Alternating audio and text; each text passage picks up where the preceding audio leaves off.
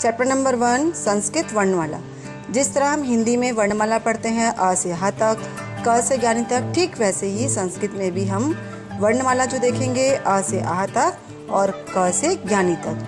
सबसे पहले देखते हैं कि वर्ण किसे कहते हैं। तो जिस मूल ध्वनि को खंडित नहीं किया जा सकता उसे वर्ण कहते हैं, यथा अ, ई, द, स आदि।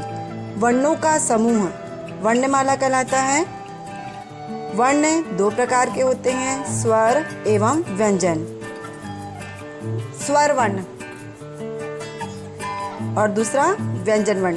देख रहे हैं आप, कॉलम बना हुआ है। स्वर वर्ण में अ, आ, ई, बड़ी ई, ऊ, बड़ा ऊ, री, री, ए, ओ और औ वर्ण आते हैं। व्यंजन वर्ण में क वर्ग, यहाँ पे लिखा हुआ है क वर्ग माने क, ख, ग, घ, अंगा। च वर्ग का मीनिंग होगा च, छ, ज, झ, इया। ट वर्ग मीन्स ट, ठ, ड, ढ, अणा। त वर्ग का मीनिंग होगा त, थ, द, ध, न। प वर्ग का मीनिंग प, फ, ब, भ, म। ये सभी स्पर्श व्यंजन कहलाते हैं। अंतःस्थ वर्ण य, र, ल, व। ऊष्म वर्ण श शक्कर का, षटकोण का, सरुते का और ह हल का। अयोग वहाँ और अनुस्वार। सभी जानते हैं कि जो व्यंजन है वो स्वर के बिना अधूरे हैं। फॉर एग्जाम्पल क, अगर क में हम आ की मात्रा लगाएंगे तो वो हो जाएगा का, लेकिन उस क में से आ की मात्रा को हटा देते हैं तो वो होगा क। क व्यंजन वर्ण है, आ की मात्रा स्वर वर्ण है। क प्लस आ की मात्रा लगने से क का उच्चारण हुआ का।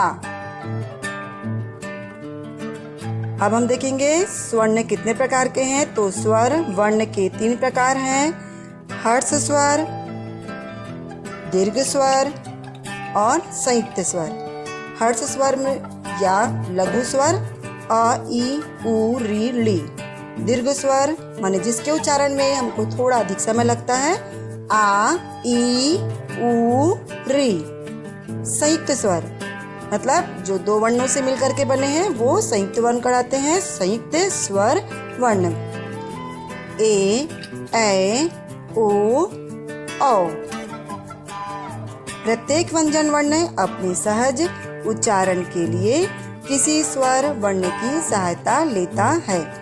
व्यंजन वर्ण के बाद अ, आ, ई, औ आदि स्वर वर्ण मिलने पर व्यंजन वर्ण का हलंत चिन्ह हट जाता है और उस स्वर वर्ण की मात्रा आ, छोटी ई, औ आदि उसमें लग जाती है। देखिए यहाँ पर एग्जाम्पल दिया हुआ है। यथा का मतलब होता है एग्जाम्पल। क प्लस आ वर्ण बना का, क प्लस ई छोटी की मात्रा यहाँ पर, तो ये बनेगा की। आप देखेंगे कि यहाँ पे स्वर वर्णों की मात्राएं दी हुई है। आप इसको ध्यान से पढ़ेंगे और समझेंगे।